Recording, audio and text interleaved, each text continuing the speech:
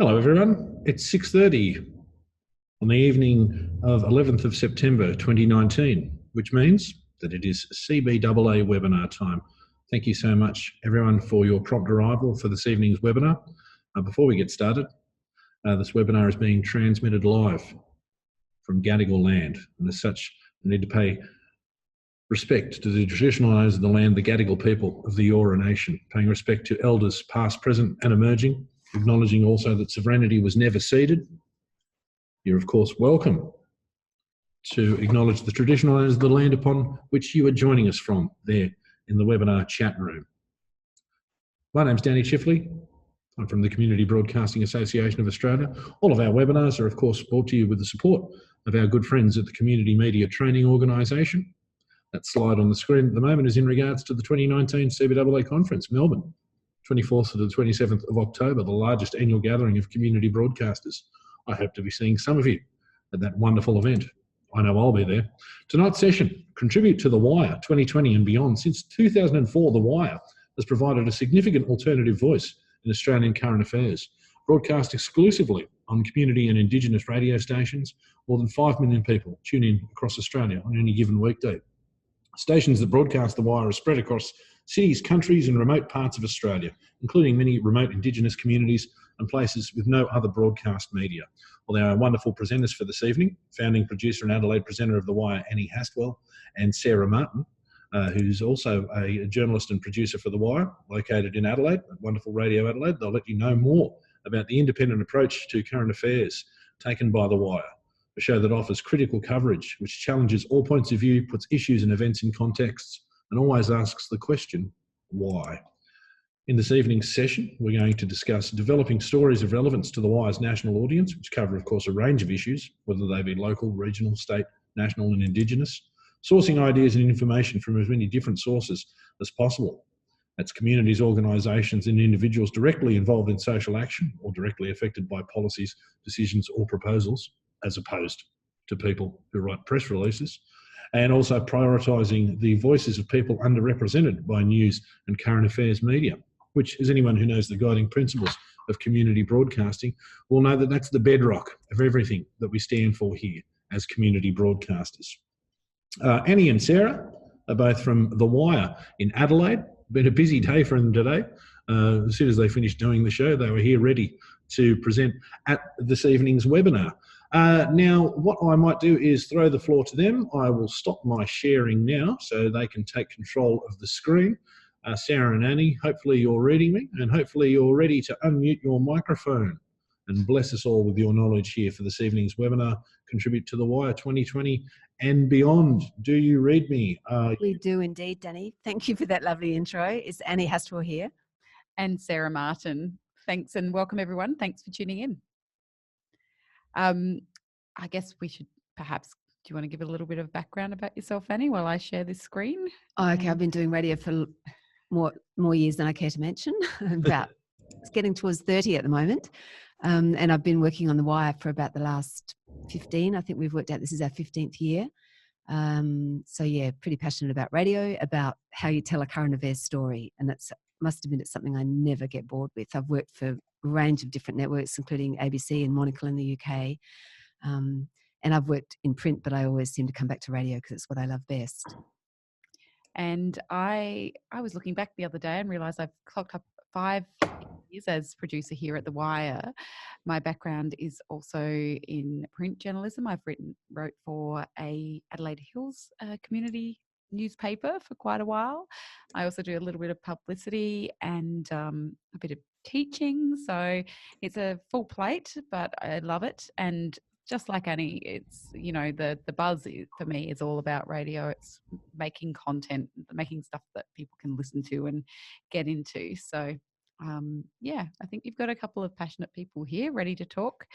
We'll talk a bit about The Wire, because one of the reasons for doing this webinar is we are always hoping to get content from one of or some of the many stations around Australia, because we broadcast all over Australia, and unfortunately it's quite rare that we manage to actually get someone to send us stuff. So we throw out this invitation regularly to say, you know, we'd love you to be involved, but obviously being involved with the program you need to know lots of stuff from behind the scenes. So this is a bit of a run through of how to pitch a story to us, and a lot of detail about actually storytelling as well from our own experience. Okay, we'll get started, I guess. Helen, I'm hoping that you can now see the Wire's slideshow. So we've got that up now. If there's any problems, please do drop into the chat and let us know. Okay, so first up, we just wanted to give you a little idea of what the sound is of the Wire.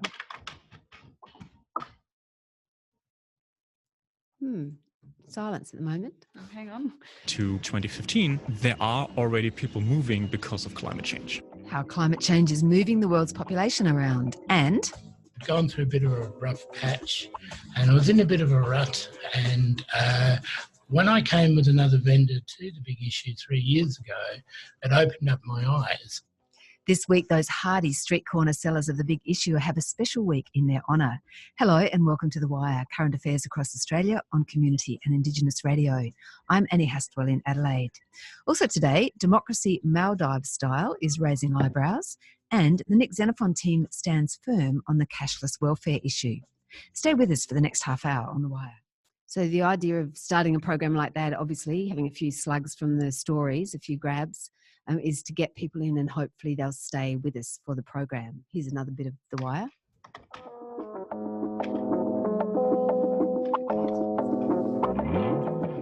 Hello and welcome to The Wire, independent coverage of current affairs on your local community radio station. I'm Roderick Chambers. Coming up on The Wire today... I think the next election is actually up for grabs, to be honest, and Malcolm Turnbull could win it. 30 bad news polls was the criteria for a change in leader, according to Malcolm Turnbull when he rolled Tony Abbott, but he now regrets saying this. Also on the show, we have a look at what hotel rooms we might find in space as new technology brings space just that little bit closer. We also find out how bullying on Facebook may become a little bit harder. So as you can see, that one's a little dated, obviously. We've been through a couple of elections since then. But the idea is, to capture people's interest and to keep them with us. And so you start the show in a pretty dynamic way with a bit of a taste of what's coming. And hopefully we're telling them stories that matter, and we want to convince them that those stories do matter. So there's a lot of selling going on at the beginning of any program. What we also want to do is bring, advanced public debate. That's the aim of any good journalism, is that we are uncovering issues that matter and starting to think about them and get people to get in and talk about them. Obviously, we're making a show that's for community radio, which is just a blessing. We get to be entirely independent. There are no advertising backers that influence what we do. And also part of our mandate as community broadcasters is to create content that gives voice to people that aren't necessarily always being heard, representing the diversity of our national audience, which is why we're hoping to get voices from newsrooms around the country or stations around the country where you might have a story that works in your area or that is important to your area, and we just don't know about it yet. So we think about key developments in environment, education, social justice, global politics, and the arts, but it's a broad plate that we're playing with in terms of the different things that we can talk about on The Wire. So we want to do what obviously all media outlets want to do, which is source voices that are on the ground. Everybody loves a real person. And, it's hard to do with The Wire because we're working with small teams and we're constantly training them. So getting out there and finding people is difficult. But of course, we have this amazing resource of community radio and this network of 400 plus stations around the country. So hopefully getting those voices on the ground would be great to set up better relationships with stations in that way. We also want the voices of people that aren't represented all the time. We want to get away from the talking heads and the Canberra bubble. And these days, with the reduction in journalists everywhere, there are so many journalists in Canberra and so few elsewhere that we're really getting a lot of secondhand news in all outlets in that way. So to hear a fresh voice from somewhere else in the country, and particularly to be able to bring women, Aboriginal people, poor people like that onto a national stage and give them a voice is really what we aim to do with The Wire. So we must, as a program, question and challenge the views of those in power. I mean, that's the role, again, of good journalism. But we also try to talk about the issue. So we play the ball, not the man, essentially, So we talk about issues. We want to actually pull it apart. What is it that's really matters to us in our day-to-day about this issue, not what is the politic around it and what is the chat about it and the identity about it. That's, other people are doing that. Other people care about that. But we think, what you're going to talk about over the dining room table is the issue, and what's going to affect you at the end of the day is the issue. So that's what we're trying to do. We're also trying to keep it simple. So we don't talk in jargon. We break it down. We like to present everything in real words and not kind of speak outside everybody's understanding. So we'll translate and bring it down into what people can have, again, a conversation about at home. So we abide by the community radio codes of practice, which do, don't let you do things like, I guess, the shock jock kind of tactics, tabloid tactics we can't really use, and we're not there to denigrate anybody, and we're there to be fair and all those kind of things. And of course, the problem with all of that is that you end up with a very earnest kind of sound. And on the wire, we really try as much as we can, difficult when we've got constantly changing teams, but we do try to get away from that earnestness and still keep it engaging and interesting and challenging. So as you'll see later in this presentation, if we can get music into something, we do. If we can get a great real voice or a real sound of being outside the studio, we really go for that, because we want to keep this radio dynamic and entertaining as well as being about things that matter.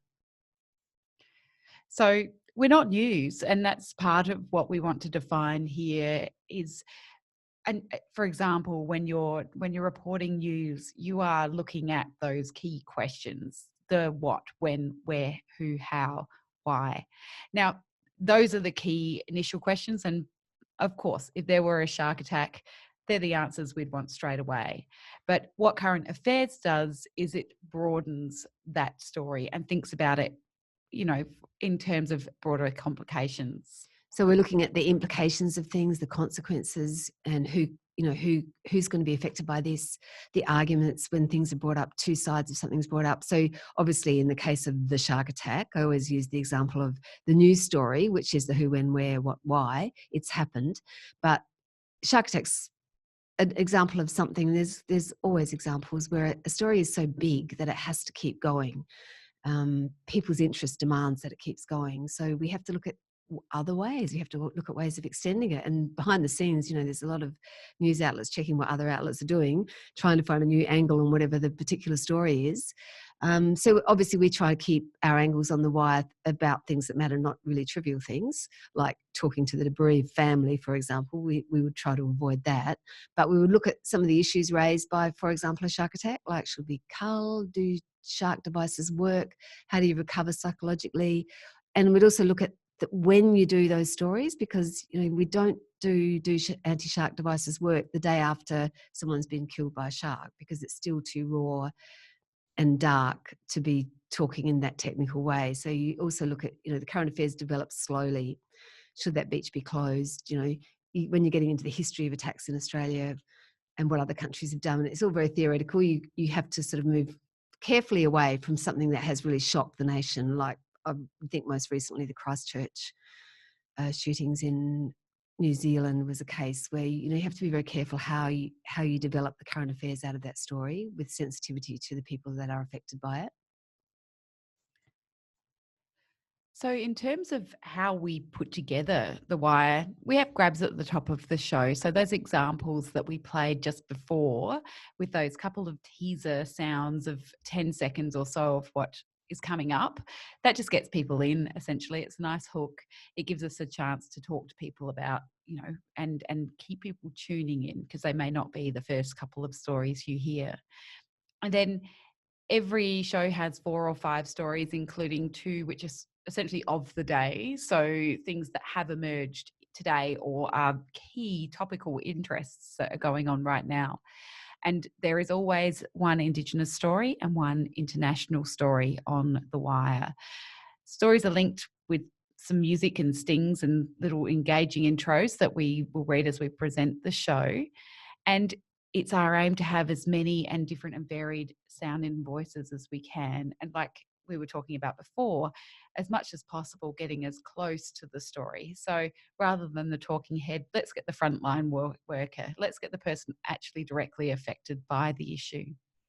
And live interviews. Yeah, as much as possible. Live interviews are great. You know, we in Radio Lounge all know that we love hearing a real live voice on the other end of the radio rather than something through a phone. It's not always ideal. We can't always do it. And the more ambitious you are, the more difficult it is.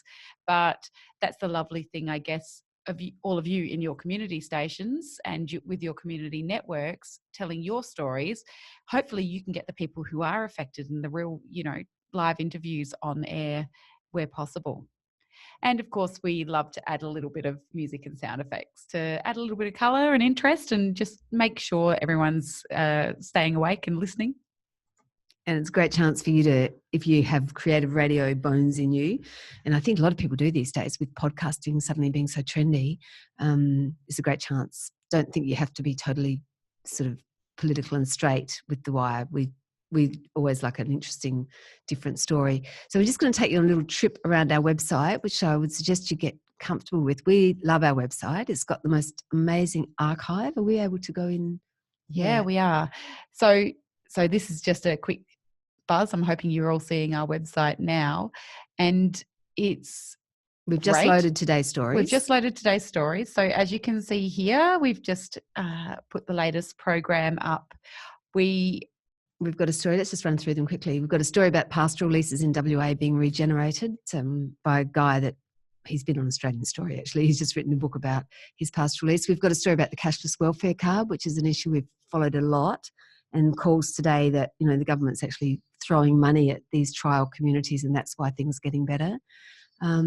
Nice story about Geoffrey Boycott in the UK and the calls for him to lose his knighthood because of his dark past, and we extended that story into the Order of Australia and those kind of honours, and Rolf Harris came into it and Cardinal Pell. So it was about, you know, heroes and villains and when disgrace happens and whether sports stars often escape that kind of disgrace and get to keep their honours. And then we had, in the studio this morning, we had an artist who's done a film that's going to be screened on SBS this weekend about, and she was at 9/11. Today was the anniversary of 9/11, so that was kind of good that we had someone who was there and could talk about that, and also about her own art, because now she's confined to a wheelchair. She actually uses her wheelchair to create art. And so also that's today's story. Also on our website, you can hear, they are the latest stories from today, popular stories that people have been tuning into. Oh, goodness me. A year ago, Boris was taking a tilt at PM. Look at that. Isn't it amazing that now we've got him trying to take a tilt at getting Brexit across the line or not? As you can see, we've done from the archive, we looked at some NDIS series that we've done from across the time on The Wire. And in case you missed it, generally looks back at the week that we've just covered. You can always click on to listen to today's show, and view today's stories takes you through to what it says, all of today's programs in one handy spot. You can also check an archive. So basically this will show you all of the shows as we go back. We go back to 2004 on this website. We don't have audio for some of the first couple of years, but beyond that we do. And so for each story, you know, you can sort of see the genesis of the stories as they've come across throughout the years. So if we put, for example, if we put Pell into the search engine now, I'm just thinking of a story that has developed over the years that we would have reported on quite a lot. Hopefully it will come up with... Hang on. Don't know why we've got Pell, Boris Johnson there. Actually. Oh, that's interesting, yeah. You hit the arrow.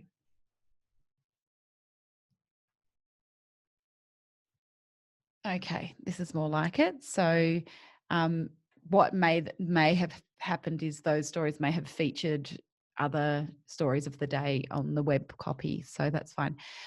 So here, like you can see, that we've obviously covered it a lot in recent times, but going back, we have...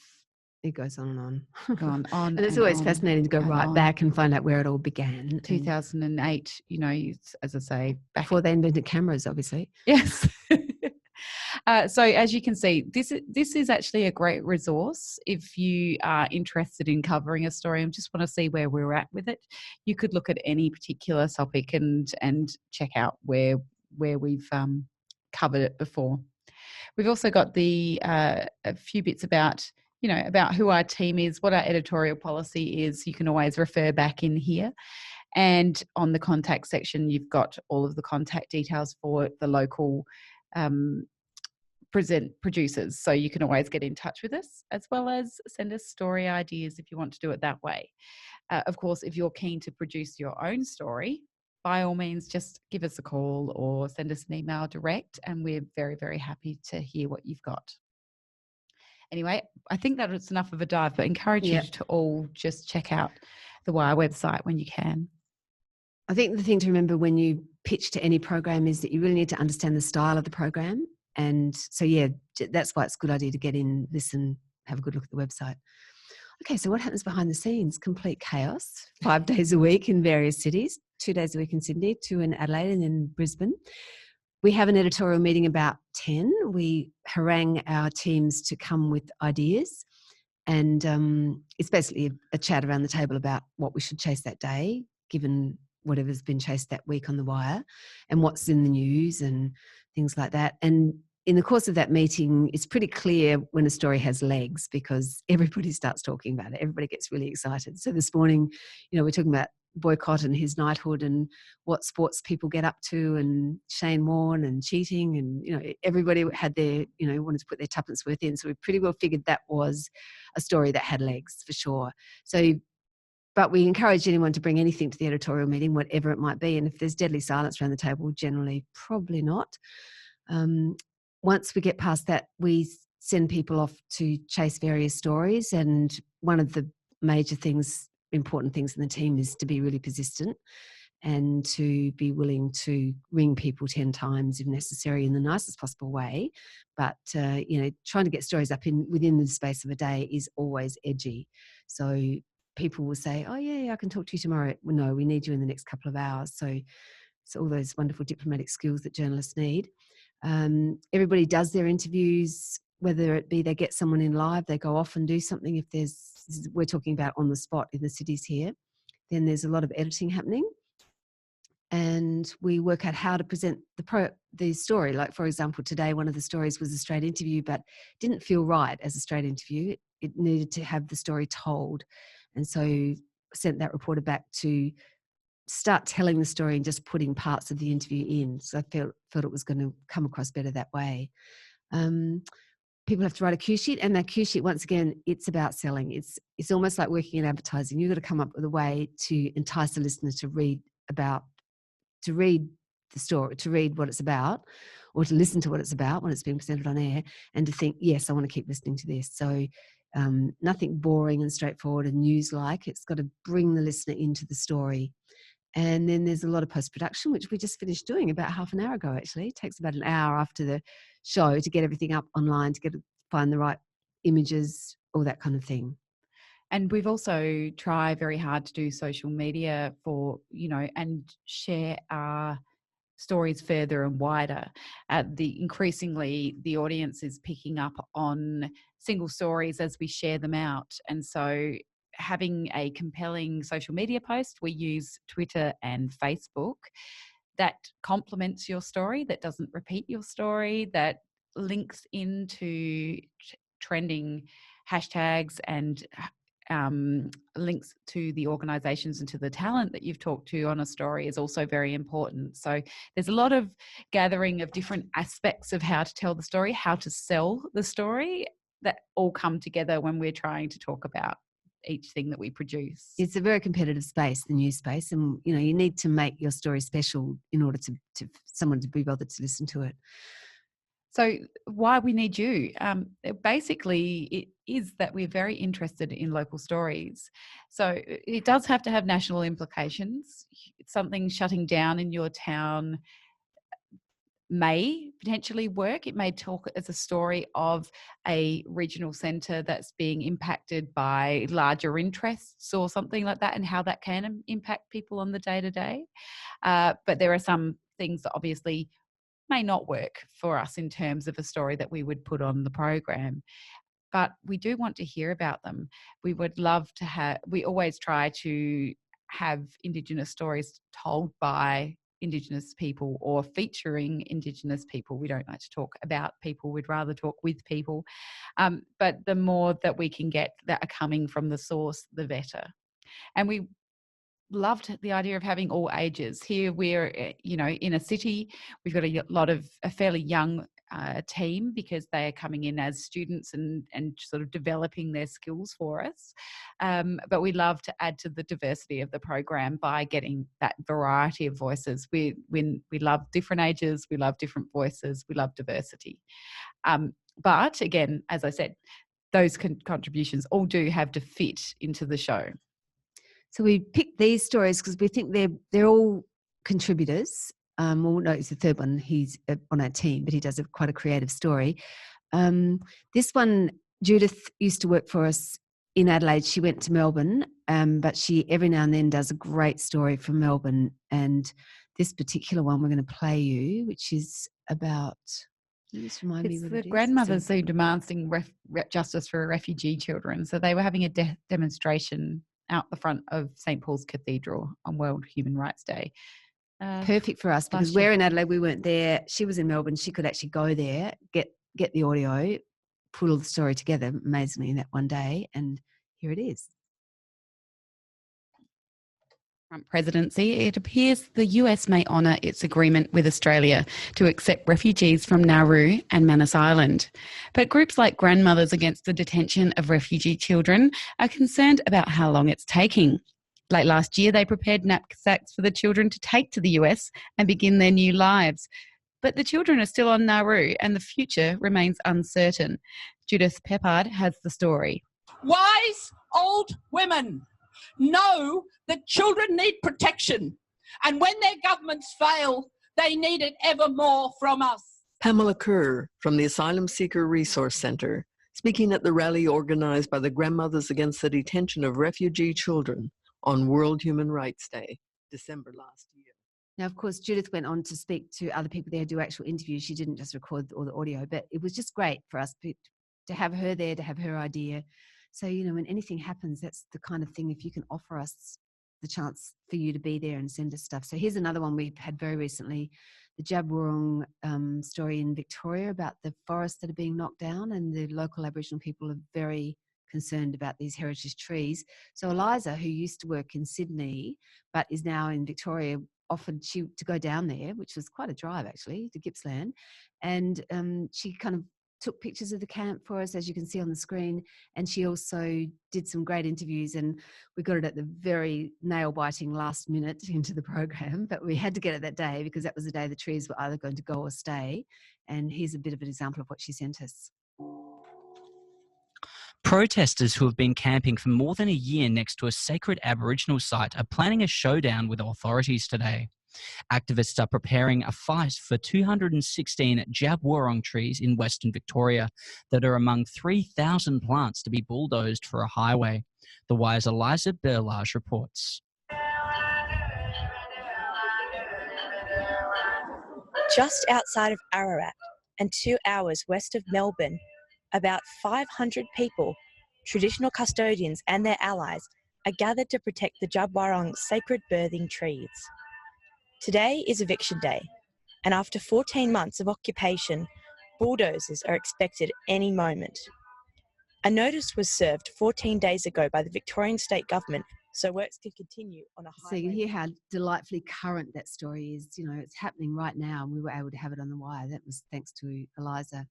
This last one was done in-house by one of our reporters, but he went off to the Adelaide market, did this delightful interview with 3 what was the actual occasion, Sarah? It was World Refugee Day, so Refugee Week. So the Red Cross have an annual initiative to bring together refugees from different backgrounds in Adelaide.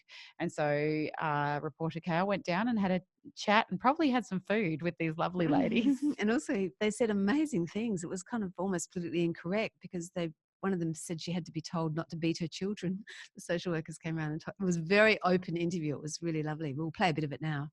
Australia is a multidimensional melting pot of cultures, and the one thing that connects everything is food. This week is Refugee Week, and The Wire's Kale Matthews spoke to some refugees about how food plays such an important role in their culture.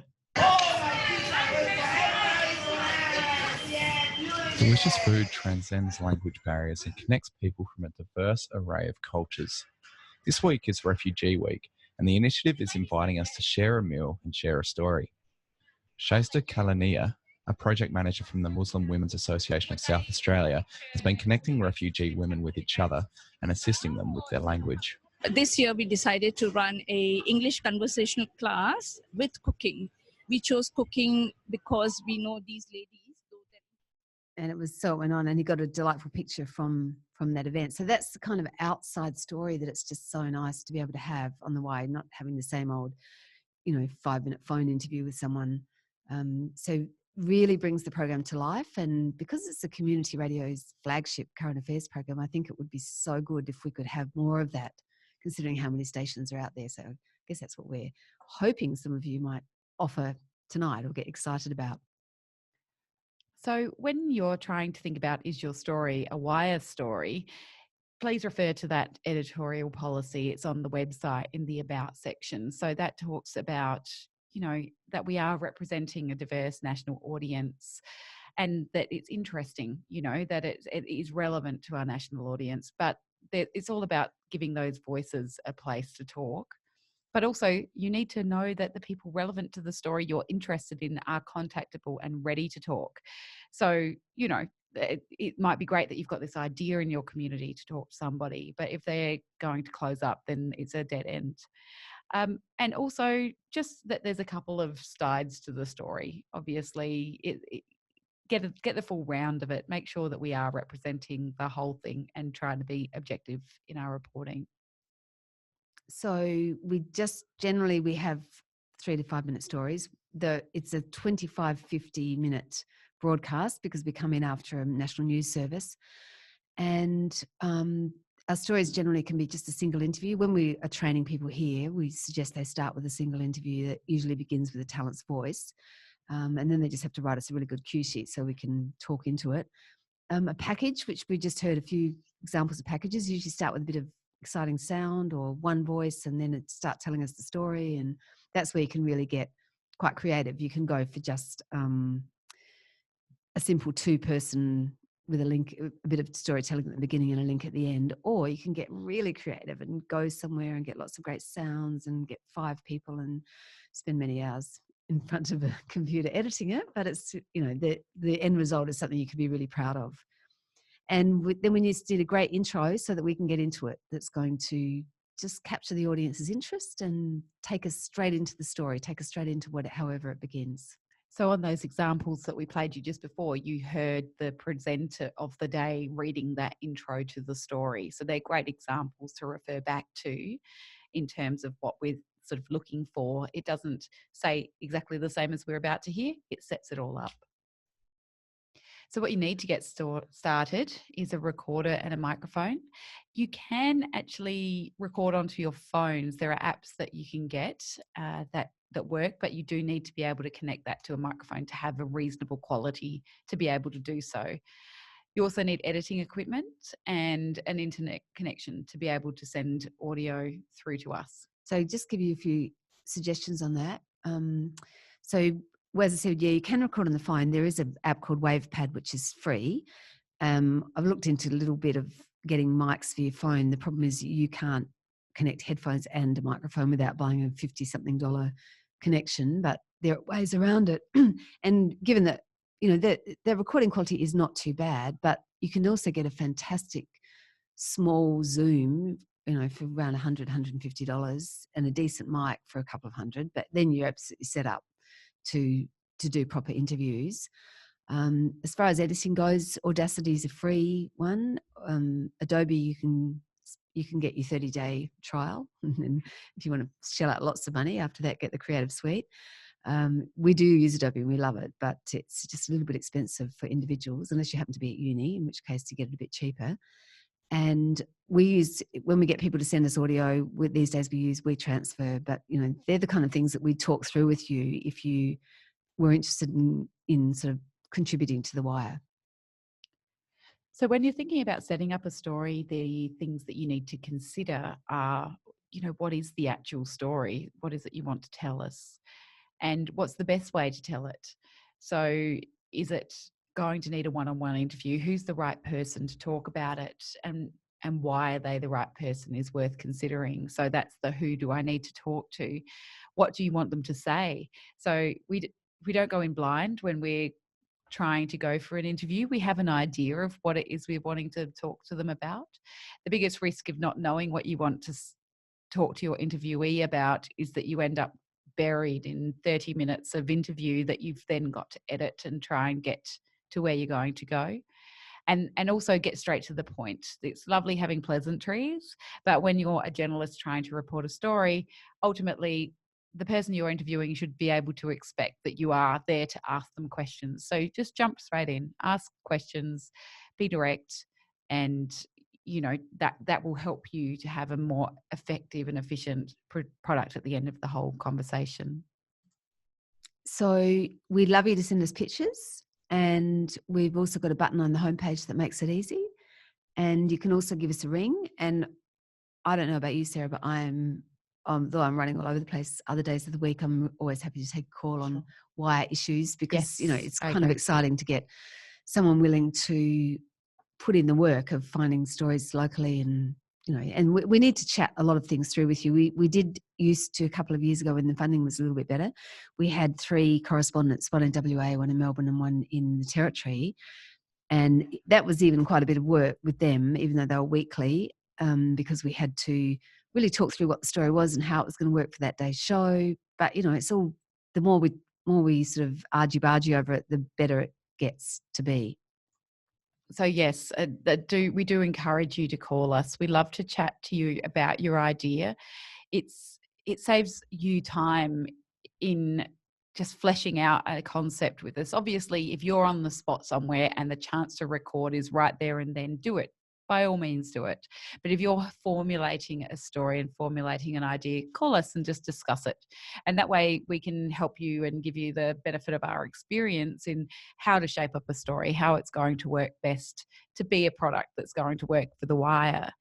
Even just hints and tips like remembering to record atmosphere when you're on site somewhere is really important. And that might just mean that you take a few notes on those sort of essential skills that we need you to go out with.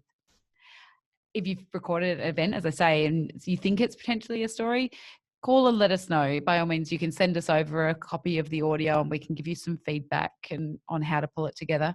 But also, if you don't want to be creative, you're not necessarily sure that following it through to the point where you're producing a story or recording a story is what you're confident with, but you still have a great idea for a story, call us and we can put one of our team onto it. We have really willing and competent volunteers here who are keen to tell the stories that matter. So if you've got something going on in your community that matters and you think fits, please don't disregard it because you may not be confident yet with your skills to produce something that will work for The Wire. So ask for help. Tell us a bit about you, your skills and equipment, and there'll be a deadline. That's the scary bit.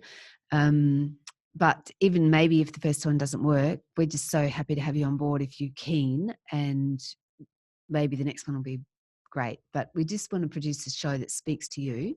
So any kind of audio, I must admit, you don't need a lot of, we do a training session here on our outdoor equipment where we send people out with portable equipment. I always refer to it as the 10-second training because literally, it's like, okay, keep the mic near their mouth, but not too close. Remember to put it back to your mouth. There's just so many basic things that you have to remember. Make sure you press the button twice, because otherwise you're not recording. That's about it. So, over the phone, we could certainly run you through the basics. And if the outcome of that was you going and getting a good story from locally, it would be fantastic, because audio just speaks to people. Like audio that's in a particular place at a particular time is quite precious. A precious commodity in the wire, because we do have to resort to phoners so often, and we do have to resort to talking heads to tell us about things who are just used to talking to radio and get quite boring in the process. So a fresh voice, a real atmosphere is something quite wonderful. And just understand that we will give feedback if things aren't going to work for the wire on a particular submission. That's just the way it is. We have to be, very discerning in terms of the quality of content that we get, but that doesn't mean we won't give you feedback and help you develop. We very much want to be supportive and mentor people through the process if you're keen. So you might not hit the mark a few times, and that's just the way it'll be, but that's the process we go through internally here in terms of what we work through with our teams when they're in situ as well. So it's a training development thing. We get you up to scratch, and then you should be. Then you're a valuable resource. Yeah, and you're learning. So yeah, we can send you all this to fill out, but we need some context for your story, which is what a cue sheet is: context and engagement of the listener. And we need your final audio file in WAV format, because we don't want MP3 straight up, because it's lower quality, and we need WAV. And if you're going to put an image with your story, we need it to be rights free, and there's obviously ways of making sure that it is. And everybody that you talk to, we need to know who they were, make sure their name's spelled properly, and we need to know their title. They're all the basic things that we can't do without. And deadlines. We love and hate deadlines. I mean, I personally need a deadline on every single thing I do in life, because otherwise it will not get done. And that's the way we operate too with The Wire. We expect to hear the working parts of a story well in advance. So as they're being developed, the less experienced you are, the more time it will take to produce a story, and the more we will want to know how the parts are going as they're coming together. Once you've got experience, we need them here with all the content ready to go at least 2 hours before we go on air. And so on any given day of the week, we are on air live at 4:30 in Adelaide. So that's 5 o'clock in Sydney on Eastern Seaboard, a couple of hours earlier in Perth. So, if we're trying to produce it, it needs to be 2 hours ahead. So that's something to always keep in mind when you're thinking about contributing. And there's so many ways you can liven up a story. So there's real sound effects, which are great. So, if you've got birds and Atmos where you are, by all means, start making a sound effects file for yourself. But there's also all these places you can go to get fairly decent sound effects. And a tiny little sound effect will make such a difference to a story. It'll just bring the world in, or bring the audience to the idea in a way that nothing else can do. Even if it's just, a few magpies or a crow. I'm very fond of crows, actually, as a marker in a story. There's just incredible difference that a sound effect will make. We did have this story today about Jeffrey Boycott. I initially suggested to the reporter that he get some cricket sound effects, but all he could get was like roars of the crowd and the sound of a catch. And in the end, we actually ditched that, because we decided that the story was too serious to lighten it up with cricket sounds. But that's the kind of thing. We have one volunteer who's really keen on sound effects, and he did a story about whales recently, about whether they're still eating whale meat in Japan. It was when Japan announced it was going to hunt whales again. And he found a video with the picture of a minke whale being moved from the boat onto the shore. It was a pretty gruesome picture with blood streaming. He described that picture perfectly. So the sound effect was almost nothing. It was just a grinding sort of sound, but he described exactly what was in the video. And those words with the sound really brought the whole piece to life. We also use sources from the internet. So ABC News 24, if you go to that website, you will be able to see live press conferences as you're happening, National Press Club addresses, some of the content perhaps that we haven't been able to get physically to. We don't use it in depth, but what we do, if the Prime Minister is doing a press conference and they've caught it there and we would like to grab a tiny bit of that just to lead into a story we're doing, we do use that. So it's a great source that, it's really valuable. Well, it sets the story up. If you've got Scott Morrison announcing something, just a few words, it'll suddenly puts the topic right there with you having to explain it. We should say that anything that's at a press conference is fine to use, and anything that's like, say, a press club address is certainly fine. If someone's done an interview on Channel 9 with someone, it's not okay to use a piece of that, unfortunately. I mean, even though these days everything gets shared so widely. But yeah, there are copyright issues, and with YouTube, also YouTube clips are an invaluable source of just colouring up a story. But at the same time, once again, you have to be a little bit careful about whether there are copyright issues. You can also potentially use little tiny grabs from things like cinema and stuff like that. But also, ultimately, some of the nicest things are when you want to record little bits and pieces of sounds and people around you to try and colour in your stories. And again, a busy street, a person pouring a glass of water, some chatter, all of those things are stuff that you can gather for yourself. It's a bit of fun too. It's nice to get just hone your skills of portable recording through going out and capturing what bits you can. Watch out for wind. And when you're putting it all together, there's a classic picture. A lot of you might be already completely familiar, because these days people are, with how you do audio editing when you're doing multi-track editing like that. Editing a single interview is much easier than that. But so it's wonderful, like a wonderful jigsaw in the end if it gets too complicated, but it enables you to put your sound effects on one line, different talents on different lines, fade things together. You can do absolute magic with editing software. So there we've got WavePad. We've just got a couple of links to different audio editing software here, just so that you can use those and have a look at those as a source and see what works for you. Audacity, just down at the bottom, that one's a free one, and so is WavePad, I think. So, and I went to a conference earlier in the year, and people were talking up both of those. But obviously, there's lots of different ones as well. You might use Pro Tools. You might just have access to other audio editing software that you're particularly comfortable with, and by all means use that. We save our files in a mono wave format, essentially, for talks programs, and so that's the kind of format that you ultimately need to be able to produce to send through to us. How you get there, that's up to you. Okay, so when you go out in the field, we mentioned before that it's really important to have some just nothing noise, some white noise, even if it's an indoor venue, just with no one talking, nothing going on. Think of the sounds that might add to your story, that might be part of the story. So, you're at a rally, obviously you've got all those sounds, but maybe there's an ambulance going past. That's a great sound to throw into something to make it feel like a city street.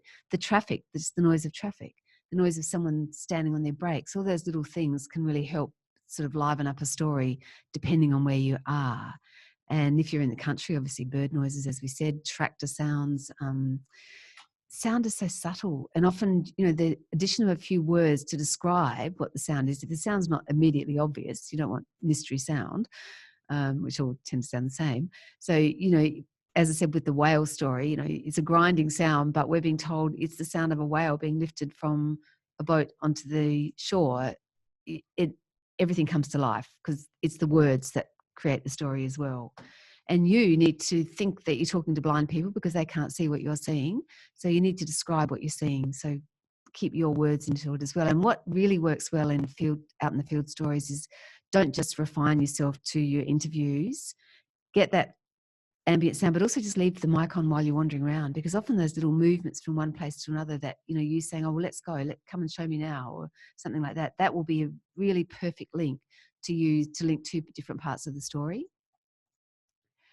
And just a quick word on intros before we wrap up and get to some Q&A if anyone wants to ask us any questions. just remember what Annie was talking about earlier in terms of intros are to entice the listener. You know, we're trying to use these big, strong words that get people in and get people interested, but we're trying to also avoid cliches. So we don't want to grab people go, oh, here, I've heard this again. Pre-telling the story is a risk that sometimes happens is you give too much away in an intro and people don't feel like they're getting anything new throughout a story. So we keep it short and keep it bouncy. We keep it energetic and conversational. So, you know, we try to maintain that thing that we love about radio, which is that intimacy and direct communication that we have with our audience. And obviously imagine as it goes to air with The Wire. So listen to a few episodes of The Wire and become familiar with our style. So when you're creating that, you know, it feels right.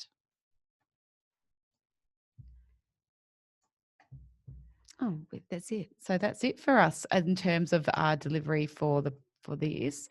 What we also have coming up is a oh, hang on, I'll just pop this back onto the screen over there. Yeah, we've got quite an exciting opportunity coming up, which is the offer of coming to one of our 3 capital cities where the Wire is produced from and presented, and actually doing an internship with us. Yes. I'll let Sarah tell you a bit more about that. Yeah. So what we would love to do is obviously take some interest from people in terms of what of The Wire. So if you're keen on getting involved and you're not too far away, we can obviously arrange for you to come and do a little bit of time in a newsroom that we're producing The Wire with.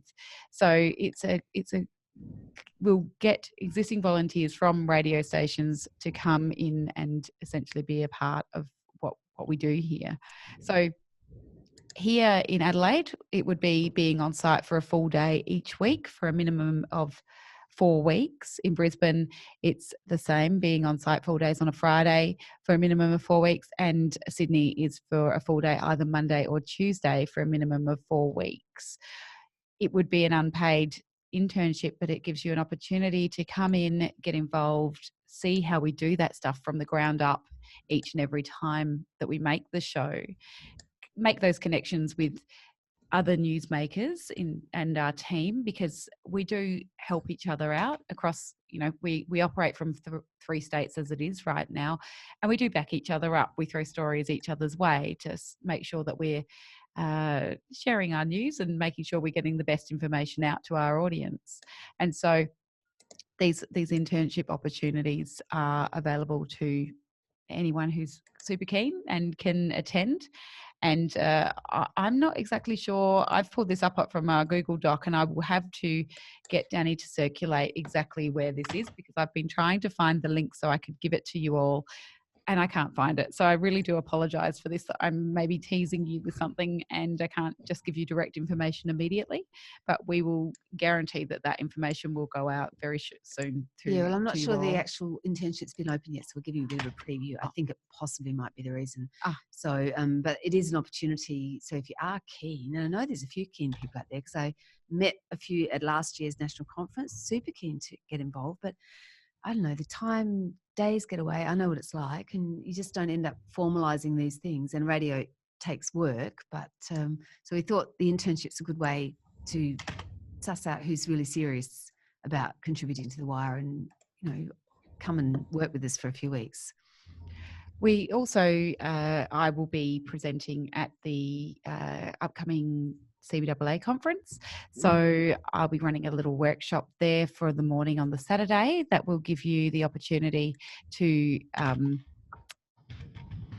basically get on board and come up and have a chat. So if you're there, by all means, come and have a talk to me. We'll be running around through a few scenarios, and I'll be giving a bit of a how-to on making stories for The Wire. And you know, I'd love to see a few of you and have a chat with you. Don't be daunted, Tracy. I'm just jumping onto having a look at the chat room here. So thank you very much for your comments. And I haven't been tracking this as we've been presenting. I'm just noticing, Richard, sorry about using the term Canberra gossip for those in Canberra. We apologise. There is certainly more in Canberra community than the federal government. So thank you for pulling me up on that. We will watch our P's and Q's on that one. We'd like some Canberra stories that aren't about politics. That'd be great. We'd love it. I was there for the budget last year and it was amazing. It was just a mini taste of how much is going on in that city, and I really loved it. So we'd love to hear about it. Now, I've just noticed, it is online currently. So the yes. Trish, I think Trish is talking about the internship. Oh, it is. Thanks, so that's Trish. great news. Thanks, Trish. And don't be daunted, Tracy. Look, we'll work with you. So we'd love to hear from you. Yeah, and as I said, in this era of podcasts, everybody wants to do a podcast. It's a great way to work your radio skills up to the point that you can then do your podcast. If there's any other questions, please chat. Otherwise, I think Danny wants to talk now. Sorry, now I'm going to convey some questions, and also, as Tracy stated, I've put the link to what you're referring to, the 1920 internships. There's also a bit more information on the CBAA website. I hope we didn't jump the gun on it and disrespect any embargoes or anything like that, but with your permission, I'll put the link for that. That's actually 2020, by the way, Danny, not 1920.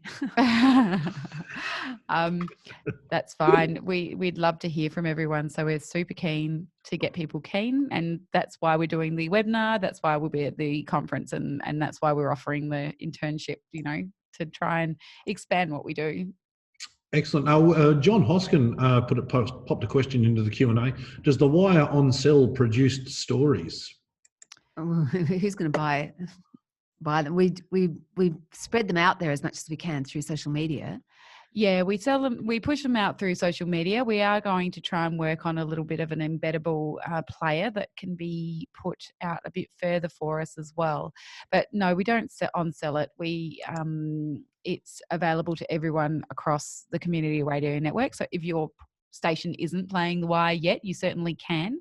CRN distribute it, but you can also download individual stories and full programs from the website. So it is a resource for the community radio network across the board. And some stations have in the past, I know Byron Bay have for years and years, they will cherry pick stories that they like and spread them throughout their programs. So there's that option as well. So we try to, these days, each story is self-contained as well as the full podcast. Excellent. And of course, obviously, the archive of stories is there available for anyone who might like to go and check all of that out. There's so much great content there on the site. We work pretty hard. Yeah. So hard we never have time to promote the show, unfortunately, yes. What are you going to do with all of that content? Can you siphon it to the National Film and Sound Archives or something like that? Well, actually, that was talked about this year because it is the 15th year. So there's a bit of we've got the end of the year. We're going to have a week of maybe looking back at some stories that were around 15 years ago and where they are now and things like that. We're basically going to commemorate The Wire, or not commemorate, celebrate 15 years. So that was actually spoken about, because I think you're right. There is such valuable content when something's been going for that long, and we have the most incredible number of volunteers that have gone through our doors in those 15 years too, and a lot of whom are in really high profile positions these days in the media. So the show has got heritage status, I think you could say. Very much so. A question there about whether this, we missed the start of the webinar. I'll be sending a link to the recording of this evening's webinar to all registrants and attendees tomorrow once I get all of the other resources up there. I also put some resources there from the Australian Copyright Council, both for journalists and for community broadcasters and copyright. So hopefully people will check that out. William Martin, g'day William, how you going? Asks, should we communicate in advance if we want to do a specific story of national interest to ensure we don't double up with others? Definitely. Yes, yeah, we do want to be notified, essentially, William. If you can, just shoot us over an email or give us a call. Tell us what it is that you're interested in covering, and we'll have a talk through it with you. And if we know you're delivering it next week, we will make sure we've considered that in terms of our run of the show. But obviously, we'll sort of go through what we've talked about tonight in terms of rationalising it and understanding what that particular story and idea is. And I think also you need to really always keep currency in mind, because a couple of times we have had people offer us stories, but they had happened they'd got great recording, but by the time they contacted us, it was 2 days earlier and the kind of issue had moved on. And it was a real shame because it was fantastic audio that would have worked so well on the day. So, if you've done something like that and you've just got raw audio, we are happy to edit it if you haven't got time or the skills to do it. But if you're somewhere and something exciting is happening and you can record it, please get in touch and send it to us. Awesome. Trish has put a question up. This year's State Library of Queensland had, I heard it on the radio, which is 25 years of 98.9 FM Murray Country. Brisbane City Hall is doing a celebration of the Brisbane music scene over decades. The Wire could feature in state-based features such as that. Maybe one to consider when you're doing your 15-year celebration. Sounds good, Trish. Thanks. And not to mention that a certain Wire broadcaster in Sydney is celebrating their 40th birthday this year. Yes, we noticed that. We have to wait till that's out of the way, I gather. I mean, I'm sure you could incorporate one into the other, surely. I don't want to speak on behalf of management, but I will. And I'm sure there'd be scope there to do that because obviously 2SER are a big contributor. Oh, we're cooperating. Yes. Oh, yeah, they've been doing a great job. So, we're very happy to let them have their time to shine and celebrate their 40 years. That's a big achievement, and we'll be certainly rattling I don't know what we're rattling.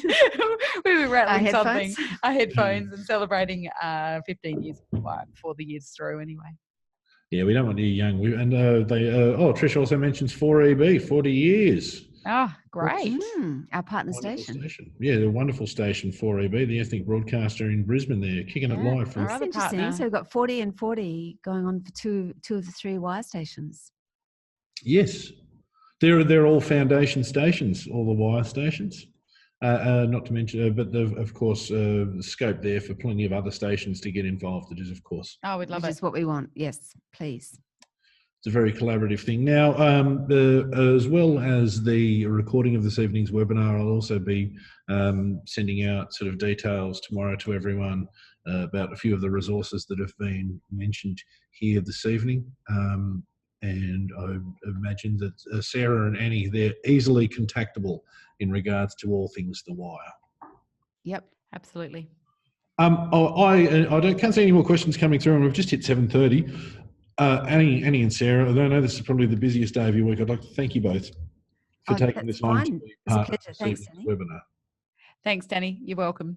Absolutely wonderful to have you here. Thank you very much, everyone else. Thank you so much to our friends at the Community Media Training Organisation for everything you've done here for us this evening. We couldn't run these webinars without our friends there. I'll probably just try and bring up this screen now. I've got a screen that I need to show in regards to our next webinar because it's only going to be 1 week away, which is rather scary stuff to think that we're going to be back in the webinar hot seat for next week. But another vital, crucial webinar next week, become the next CBAA Women's Representative, of course, as part of the CBAA Conference. We'll be running our AGM, which includes sort of voting for certain board positions and whatnot. We've also got a youth representative and a women's representative who served 2-year terms in 2019. The women's representative, the current representative, Emma Hart, her term has come to an end. So we're looking for some new blood. So Emma's going to be leading a webinar for us next Wednesday. And everyone who might be interested in not only becoming the next CBAA's women's representative, but also in doing what they can to ensure that women continue to have a strong place here in community broadcasting. Very much invited to come and join us at that webinar. Thank you very much, everyone, for attending. Thank you, Annie and Sarah. Thank you to Michaela at the CMTO. This is Denny from the Community Broadcasting Association of Australia saying thanks very much. We'll see you in a week's time, hopefully, for the latest in the CBAA's webinars. Have a lovely evening. Take care, everyone.